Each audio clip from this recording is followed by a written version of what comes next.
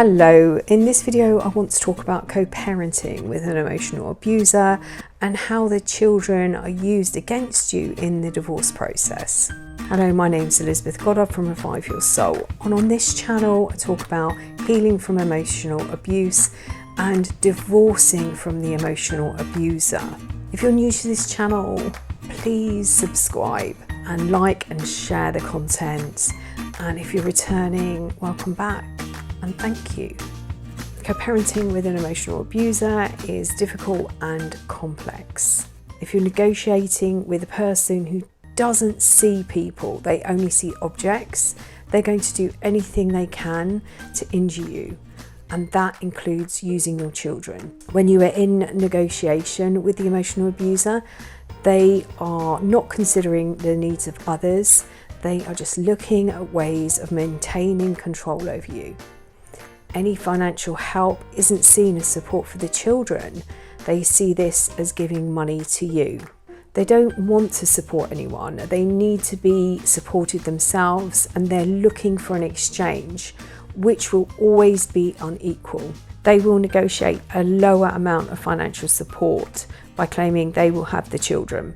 But once these negotiations are over and the divorce is finalised, they'll start to change the amount of time they spend with them. They're just another bargaining tool. The emotional abuser knows how important they are to you.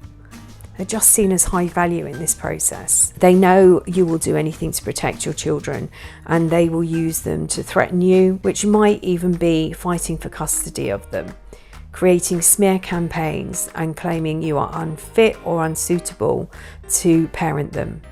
They know this isn't true, but they can't be seen to lose control. When you understand this is what's going on, it makes it a little easier to step back, to respond rather than react. Stay firm with what you want for your children. Understanding what they're doing and why will make it easier for you to negotiate. When they are unable to trigger your emotions, you move out of a place of fear. You can think more clearly. Don't use emotional words, and keep bringing what is best for the children to the forefront of the negotiations. Don't get caught in the trap of wanting to hurt them in the same way they've hurt you. Get closure as quickly as you can, and where possible, get someone else to deal with this. One of the most common reasons people can't go no contact is because of the children, which means the abuser always has access to you. It feels like you're chained to them, and you've been trauma bonded, and you need to break these bonds to move on. They know you will behave fairly, allowing them contact with their children, and they will exploit this. And you might be worried about your children spending time with them, picking up their traits, witnessing their behaviour, or that they won't have a stable grounding, that they will be in a toxic environment. So how do you deal with this? Emotionally divorce them first, before any negotiation takes place, and understand that children will be used as a bargaining tool. Children offer the emotional abuser a form of supply, but they also offer them access to you and to your emotions, which is more beneficial to them. The abuser wants to keep you trapped in turmoil and unable to function without them. They spent a lot of time and effort getting you into that place, and they don't want you to move on. So any children you have together will be used to manipulate you. The abuser may use triangulation as a way of controlling you and getting a reaction from both you and your children. They may make comments about you knowing it's going to get back and hope that you're going to react, and again giving them that supply. They will always put their needs above that of a child's. They don't care about the child or its mental or emotional state. Where possible, try and minimise the contact you have with the emotional abuser. Find a way of handing over the children. Is there a friend or family member that can do this for you? Get a system in place that contact can be made from. Make sure it's done by email or in the form of a message. If you're still recovering from their abuse, any form of communication might trigger you and slow down your healing. You can find co-parenting apps that are available that help you manage this contact. Don't get tricked into talking to them. They are looking for fuel for supply, and they love to break down boundaries that have been put in place. This is a challenge to them, always the rule breaker. If they attempt to contact you by phoning, ignore the call.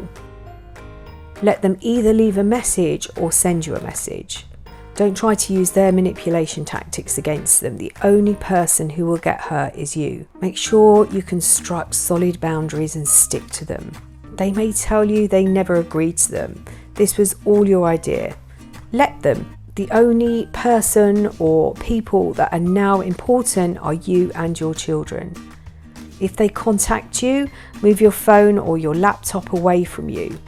And if this is still triggering you in some way, don't respond. Give yourself time to read it. And then maybe a day or so later, or maybe a few hours, go back and read it again and respond from that place. They are looking for you to react. Don't do it. They want to provoke you. They love the attention and they really don't care if it's negative or positive. They know you're thinking about them, and they will even receive the fuel or supply from thinking about the way you're reacting. You need to put yourself in a place where they get bored of this game and eventually lose interest in you and your children. If they smear you to your children, don't confront them. This is what they want you to do. Take a deep breath, ground yourself. Don't engage in a conversation with your children about what's been said. Comfort them if they need it, but your actions will speak louder. You might have come across the term cognitive dissonance or gaslighting when you've been doing your research.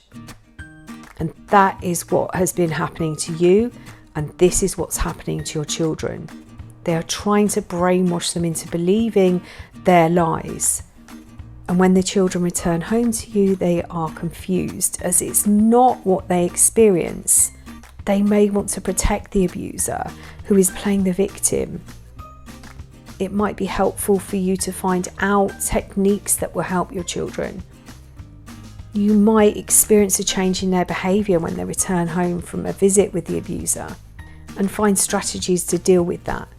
You might notice it can take them a day or more to settle back and readjust. Keep a diary or a note somewhere, more for your own personal use, to track how the children are after visits. And if you notice a change in their behaviour, also make note of how long it lasts. Maybe speak to some professionals that can help you in this area.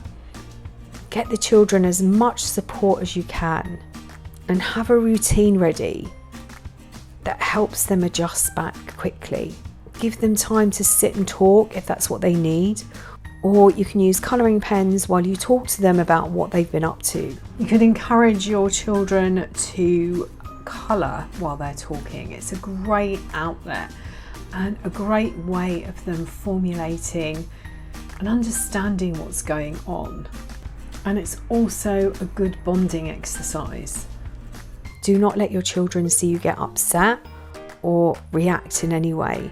Find strategies to help you deal with this. Keep your goal and focus on them getting bored of playing this game and finding new avenues for their attention. I hope you found this video useful. Please like and share, particularly if you know someone who's going through this process at the moment. If you'd like to find out about working with me on a one-to-one basis, you can visit my website, reviveyoursoul.co.uk.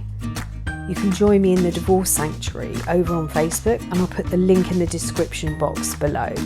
And I'll also put in there the links to both my books, The A to Z of Emotional Abuse and Finding Lily. Sending you loads and loads and loads of love.